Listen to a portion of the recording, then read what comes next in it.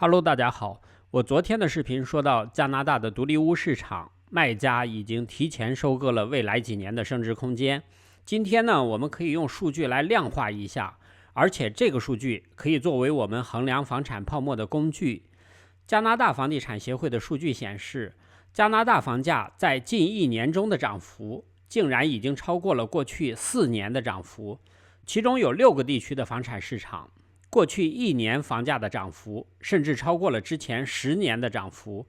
过去1年，从整体来看，加拿大普通住宅价格创下了历史新高，3月份的基准价格比1年前高出 11.97 万加元，过去12个月的价格涨幅与此前46个月的涨幅相当。这说明疫情爆发后的这1年，加拿大的房价平均水平实现了过去4年的收益。如果只看高增长地区，这个数字可能更惊人。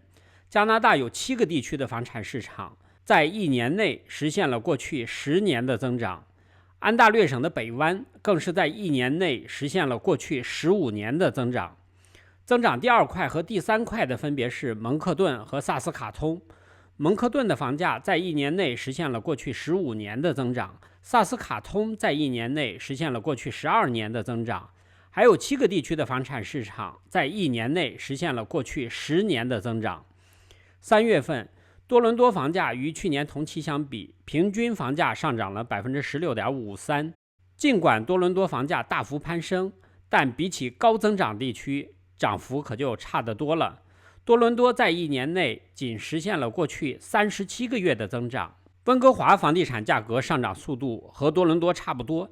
大温哥华地区的房价在1年内与多伦多同样实现了过去37个月的增长。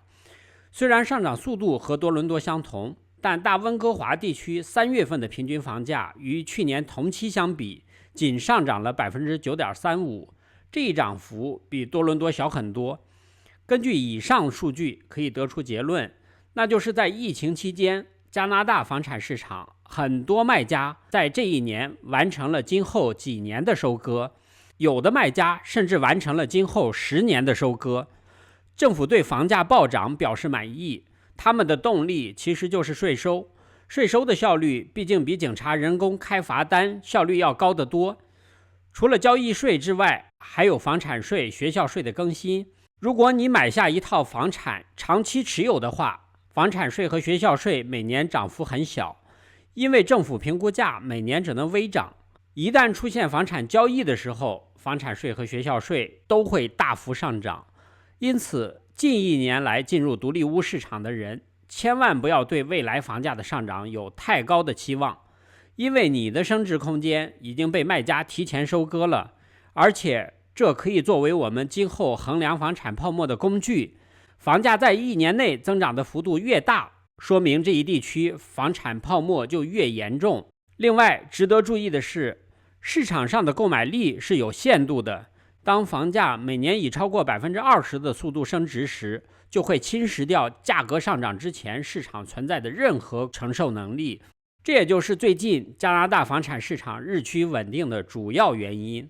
虽然魁北克省省长乐高知道在房价高位的时候把自己的房子挂牌出售，但他对租房市场的认识却完全与现实脱节。昨天魁省议会的预算会议中，当乐高被问到在蒙特利尔租一套公寓要多少钱的时候，他说这取决于单元的大小，起价可能在500到600加元左右。就在这一瞬间，魁北克省年轻人现在租不起房子的原因找到了，加拿大房价脱离经济基本面的原因也找到了。以上就是今天我要给大家分享的内容。我的频道每天都会分享一些加拿大的生活、经济、房产资讯，欢迎订阅。谢谢观看，再见。